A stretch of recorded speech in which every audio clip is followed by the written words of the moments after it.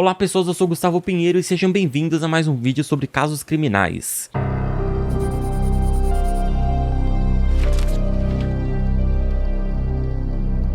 Hoje nós iremos falar sobre o caso que tá muito famoso na mídia, o caso do menino Henry, que ainda não foi 100% concluído, mas eu acho muito difícil ele ter um resultado diferente do que tá todo mundo especulando agora. Não esqueça de deixar o like nesse vídeo, deu um trabalhão pra fazer, manda aí pra sua tia no zap que tá querendo saber sobre todo esse caso em um vídeo só, sem ter que ficar vendo um monte de matéria da TV e tal, e vamos ao vídeo.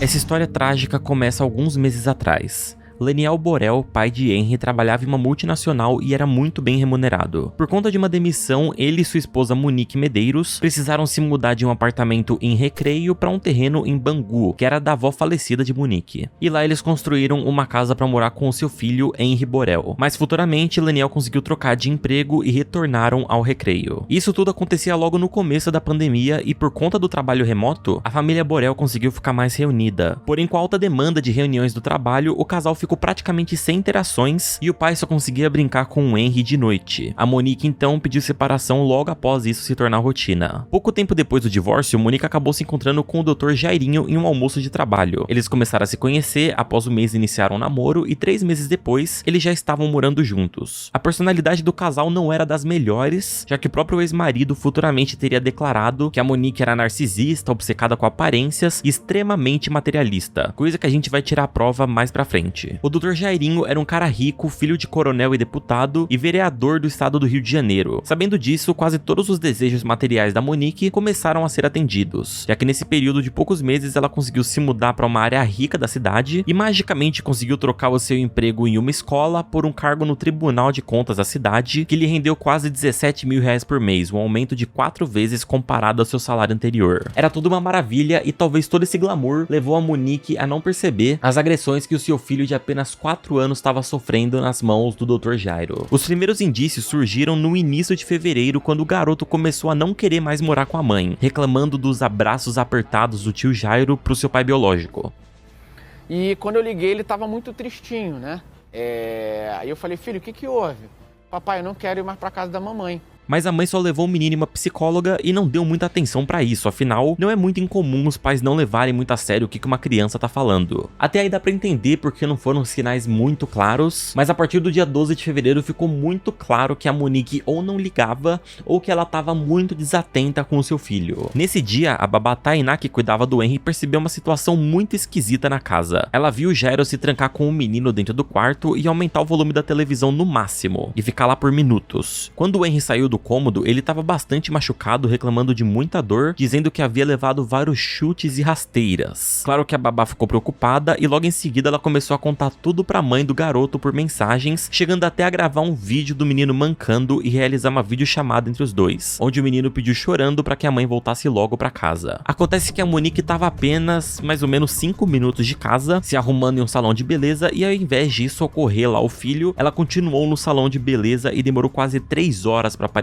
em casa. No dia seguinte, a mãe aparentemente teve um lapso de consciência e finalmente levou o menino até um hospital, mas claro, ela estava acompanhada do Dr. Jairo, e chegando nesse hospital, ele alegou que o menino havia simplesmente caído da cama, um argumento que ainda vai se repetir por mais 2 vezes nessa história. Depois de sair do hospital e ver que o menino não havia quebrado nenhum osso, uma das primeiras coisas que a mãe fez foi deixar o menino novamente com a babá, e logo em seguida ela viajou com o Jairo para uma casa de praia, onde eles iriam curtir o carnaval, novamente jogando seu filho ali para escanteio. A babá Tainá ainda disse em depoimento que ela presenciou outras 2 agressões no tempo que ela trabalhava lá, sendo uma delas antes desse episódio e uma depois. E foi nessa última que eles usaram novamente aquela desculpa de cair da cama pra justificar o porquê do garoto sair machucado do quarto do padrasto. No dia 7 de março, aproximadamente às 19 horas, o pai do garoto Henry levou ele de volta pra sua ex-mulher, a Monique, depois de passar alguns dias se divertindo com seu filho. Em algumas entrevistas, o pai disse que o menino estava se comportando de uma forma muito estranha, pois o Henry estava tão nervoso que ele chegou até a vomitar e não queria voltar pra casa da mãe de jeito nenhum. Ele estranhou, mas isso fazia parte do acordo. Então o pai prometeu pro filho que logo eles se veriam de novo e entregou o menino pra mãe, que tentou tranquilizar o Leniel um tempo depois, mandando umas fotos do menino dormindo tranquilamente em sua cama. Mas isso levantou suspeitas na Monique, pois na visão dela havia algo muito estranho. O menino passava algum tempo com o pai e aí ele voltava vomitando e muito assustado. Porém as câmeras de segurança inocentam o Leniel, pois ele e o filho estavam agindo felizes de forma normal nos seus passeios. A partir daqui, pro vídeo ficar mais dinâmico, eu vou contar exatamente o que a Monique e o Jairo contaram pra polícia e depois a gente vai observar alguns pontos dessa história. Às 20 horas do mesmo dia, a Monique colocou o Henry pra dormir no quarto do casal e ficou algumas horas assistindo série com o Jairo na sala. Durante esse tempo, o garoto acordou 4 vezes e foi na sala pedir colo pra mãe, o que fez o casal ir pro quarto de hóspedes e ficou lá até as 3h30 da manhã. Enquanto isso, o Henry tava dormindo no quarto de casal e eles ouviram um som muito estranho vindo de lá e acabaram encontrando o garoto caído no chão, quase sem conseguir respirar. Depois disso, eles levaram o garoto pro hospital e ele já chegou lá sem vida, alegando que ele havia sofrido um acidente ao cair da cama. De novo, o mesmo argumento. Nesse momento, o Jairo queria que o médico assinasse logo o óbito do garoto para eles poderem fazer o velório logo no dia seguinte e poder seguir a vida deles sem precisar ir pro ML. Porém, se o paciente não morreu no hospital, a única pessoa que pode assinar o óbito é algum funcionário do IML. Enquanto isso, o Jairo ligou pro governador do Rio de Janeiro para contar o ocorrido, para tentar ajudar ele ali com a assinatura, mas o governador explicou que o assunto seria tratado pela delegacia responsável pelo inquérito e desligou. No dia seguinte, o laudo emitido pelo IML apontava que o garoto havia sofrido 23 lesões sérias no corpo e que ele havia falecido devido a uma hemorragia interna por conta da laceração no fígado causada por uma ação contundente, além de marcas e sangramentos na cabeça, lesões no rim e no pulmão, o que significa que ele foi fortemente espancado ao ponto de sofrer muitos danos nos órgãos internos. Obviamente é impossível que a queda de uma cama ocasione ferimentos tão absurdos quanto esses, o que já mostra que alguém ali não estava contando a verdade. A partir desse momento, os funcionários do IML começaram a suspeitar e descobriram que o garoto foi torturado por mais de 4 horas antes de ter sido levado ao hospital, e que inclusive se eles tivessem agido a tempo, o garoto poderia ter sobrevivido. O caso então foi encaminhado para investigação. A mãe do garoto levou 9 dias até prestar depoimento, alegando estar em estado de choque, mas curiosamente no dia seguinte ao enterro do garoto, ela já estava novamente no salão de beleza, onde fez um tratamento completo e logo após ela ainda tentou marcar umas aulas de inglês e culinária, seguindo a sua vida em diante, agindo normalmente, o que vai meio de contramão do que uma pessoa em choque faria. Além disso, de acordo com o pai biológico do garoto, quase todos os trâmites legais do enterro, e inclusive do laudo do corpo, foram feitos por ele sozinho, como se a mãe e o padrasto nem se importassem. Os próprios coveiros que acompanharam o velório disseram que ela estava toda arrumada, de preto, óculos escuros, salto alto, e que não derramou uma lágrima sequer, que parecia estar meio conformada. E o Dr. Jairo não foi muito diferente, já que poucas horas depois da morte do garoto, ele foi em uma festa de aniversário da sua irmã, onde, de acordo com testemunhas, ficou trancado em um quarto conversando com seu pai, que é um ex-deputado estadual do Rio de Janeiro e é um homem muito poderoso na cidade. Nesse momento se levantaram suspeitas de uma possível fuga, pois na hora que eles foram presos temporariamente, eles estavam no endereço da Thalita, que era o endereço sem conhecimento da polícia até então. Foi por conta dessas observações que a polícia ficou de orelha em pé sobre um suposto envolvimento dos dois no caso, já que até aquele momento os investigadores não suspeitavam muitas coisas. A coisa só mudou de figura quando, no momento da voz de prisão, a polícia confiscou os celulares da mãe e do padrasto, que haviam tido as conversas apagadas e haviam sido quebrados e jogados pela janela, e as autoridades conseguiram recuperar as mensagens apagadas do celular onde a babá falava pra mãe sobre todas aquelas agressões, e eles conseguiram recuperar usando um software israelense chamado Celebrite. As conversas completas basicamente relatavam o comportamento do menino após ficar trancado no quarto com o padrasto, e continham vídeos e fotos do garoto machucado, mostrando que tanto a mãe quanto a babá sabiam de tudo o que acontecia dentro de casa. Aí a coisa ficou feia pro casal e a babá deu um novo depoimento, onde disse que ela foi coagida pela Monique e pela Thalita, que é a irmã do Jairo, a não falar nada sobre tudo aquilo. Ela confessou tudo e contou que os dois davam remédios de ansiedade e xarope de maracujá pro garoto, porém eles davam de forma meio descontrolada, o que finalmente culminou na prisão temporária de 30 dias da Monique e do Dr. Jairinho. Além disso, com a comoção nacional que esse caso gerou, 2 ex-mulheres do Dr. Jairinho foram prestar depoimento e elas relataram que sofreram diversos abusos enquanto estava com ele, que iam desde até agressões domésticas contra elas até agressões físicas contra as filhas, como no caso de uma menina de 3 anos que diz ter sido quase afogada pelo próprio Jairo numa piscina. Só pra complementar o perfil psicótico do Jairinho, quando uma dessas 2 ex-mulheres foram prestar depoimento, o Jairo, pra desmerecer e constranger elas, soltou fotos íntimas da mulher com a legenda: "Sou de Bangu, o vereador Jairinho que colocou peitos em mim", fazendo referência à aplicação de silicone. Olha que absurdo, velho. Além disso, o casal suspeito não compareceu na reconstituição do crime e na prisão eles receberam algumas regalias. A direção da cadeia pública em Benfica, na zona norte do Rio, renunciou seu cargo após as denúncias apontarem que o vereador Jairinho estava tendo essas regalias no local. De acordo com os funcionários, o Jairo teria até jantado na sala do diretor diretor. Além disso, ele teria circulado pelo presídio enquanto deveria estar isolado por conta da pandemia. Todas as imagens do circuito interno da cadeia já foram encaminhadas ao Ministério Público. Monique e Jairo ficaram nessa cadeia por algumas horas antes de serem encaminhados aos seus respectivos presídios. O vereador foi encaminhado para Bangu 8, enquanto a Monique foi encaminhado para o Instituto Penal Ismael Cirieiro,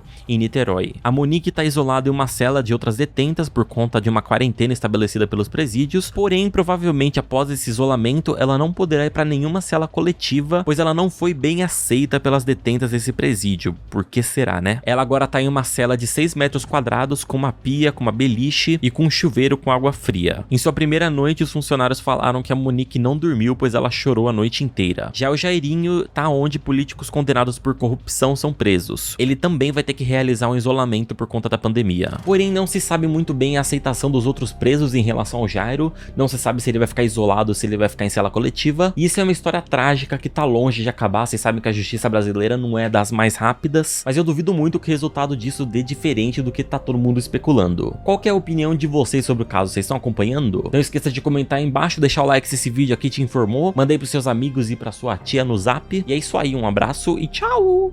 Você quer se tornar um programador, tendo 4 cursos com várias videoaulas, ensinando desde o básico até o avançado de HTML, PHP, CSS, JavaScript e muito mais, aprendendo a criar sites e até o sistema do iFood por um preço baratinho, com um valor único para ter acesso para sempre às videoaulas, com suporte certificado e podendo pegar seu dinheiro de volta em até 30 dias? Conheça o curso Full Stack da Dunk Code, o link tá na descrição. Nesse dia, a Porra!